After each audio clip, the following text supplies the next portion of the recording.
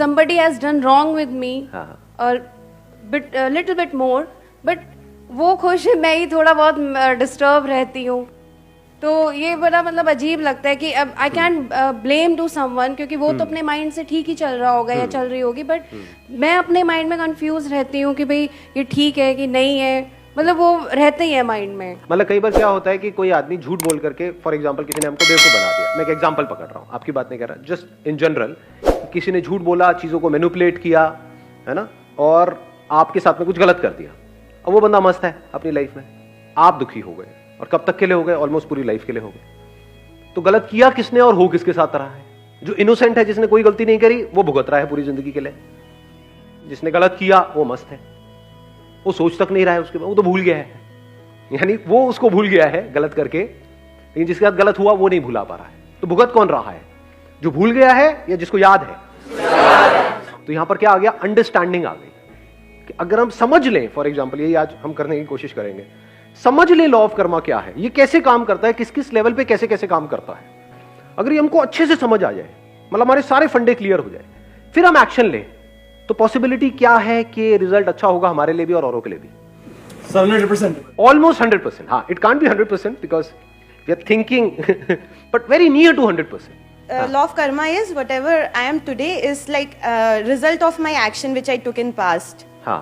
And whatever choices I make today, you know, in day-to-day life, it will result, you know, in something in my future. अब ये एक बड़ा interesting point है यहाँ पे. देखना, अब यहाँ पे एक और एक क्वेश्चनिंग करेंगे, एक और लेयर बीच में लेकर के आएंगे कि हम कहते हैं कि आज हम जो भी कुछ है वो अपने एक्शंस की वजह से है. क्या सच है झूठ है? सच है सर. अच्छा, सच है ये. जबरदस्ती.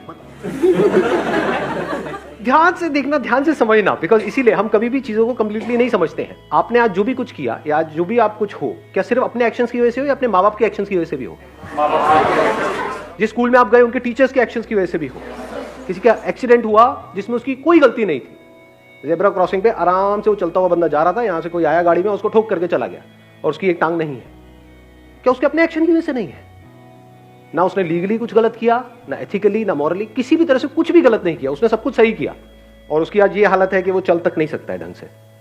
तो क्या वो उसके अपने एक्शन की वजह से है? सोचो. हो सकता है उसने अपनी पास्ट लाइफ में.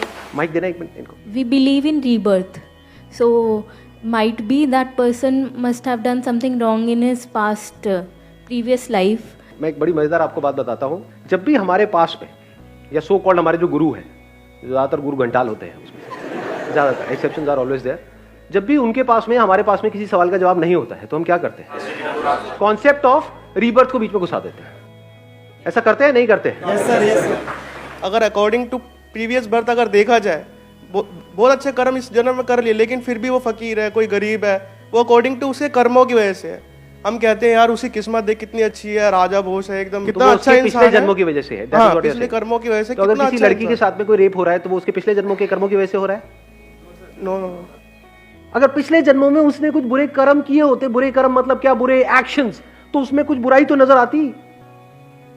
उस 6 साल की बच्ची में या 8 साल की 10 साल की बच्ची में कोई बुराई नहीं है. इतनी इनोसेंट है जिसकी कोई हद नहीं है, जिसको अगर कोई बुरे से बुरा इंसान भी देखे तो उसका दिल पिघल जाए उसको देख करके. उसके साथ बुरा हुआ, क्यों हुआ? उसके कुछ बुरे कर्मों की वजह से. उसने कुछ गलत नहीं किया, फिर भी उसके साथ गलत हुआ. क्यों हुआ? क्यों हुआ? लगाओ दिमाग, किसका कर्म है ये? यहां पे ध्यान से समझ लेना. जो एक करता है उसका असर सब पे होता है, और जो सब करते हैं उसका असर एक पे होता है. आप ये नहीं कह सकते कि ये सिर्फ उस बंदे की वजह से हुआ. ये जो हमारा लीगल सिस्टम है उसकी वजह से भी हुआ या नहीं हुआ? Yes sir. अगर लीगल सिस्टम इतना स्ट्रांग हो कि ऐसा कुछ होने की गुंजाइश ही ना हो, तो इस बंदे में हिम्मत कहां से आएगी स्टेप उठाने की? क्या जो हमारा एजुकेशन सिस्टम है उसका रोल उसमें है या नहीं है? Yes sir. गवर्नमेंट स्कूल्स की हालत देखिए कभी जाकर के. मैं जाता रहता हूं इसलिए मुझे पता है अंदर की हालत क्या है. वहां जाकर के देखो क्या हालत है वहां. एजुकेशन सिस्टम के खराब होने में क्या हमारा जो पॉलिटिकल सिस्टम है उसका रोल है या नहीं है? अगर आप कहते हो उसने कुछ बुरे कर्म किए जिसकी वजह से उसके साथ कुछ हुआ, तो इसका मतलब क्या हुआ?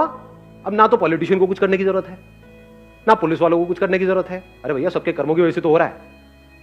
आई थिंक हमारी कंट्री, ये जो इतनी बुरी हालत है हमारी कंट्री की, उसमें इसका बहुत बड़ा हाथ है। हम हर चीज को उठा करके पास पे डाल देते हैं और अपनी रिस्पॉन्सिबिलिटी वहां से हटा देते हैं। जो हो रहा है वो उसकी वजह से हो रहा है, कर्मों की वजह से हो रहा है। तो अब सवाल उठता है, इसमें हम क्या कर सकते हैं? क्या एक झटके में पूरा का पूरा सिस्टम बदला जा सकता है? No sir. नहीं बदला जा सकता। अब हमने प्रॉब्लम को समझ लिया है। जो सब करते हैं उसका असर एक पे आता है, जो एक करता है उसका असर सब पे आता है। आप अगर चाहो भी तो क्या सबको बदल सकते हो? अपने आप को बदल सकते हो?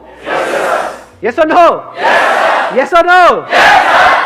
तो अगर आपने खुद को बदल दिया है पूरी तरह से, तो अब आप क्या कर रहे हो? आपको देख करके जो और लोग होंगे उनके अंदर चेंज आएगा या नहीं आएगा?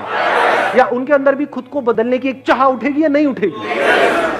जो एक करता है उसका असर इस पूरी दुनिया पे होता है।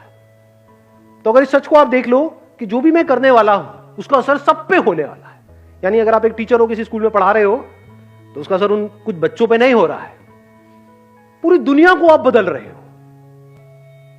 पूरी दुनिया बदलने वाली है आपकी वजह से। Thank you so much ji.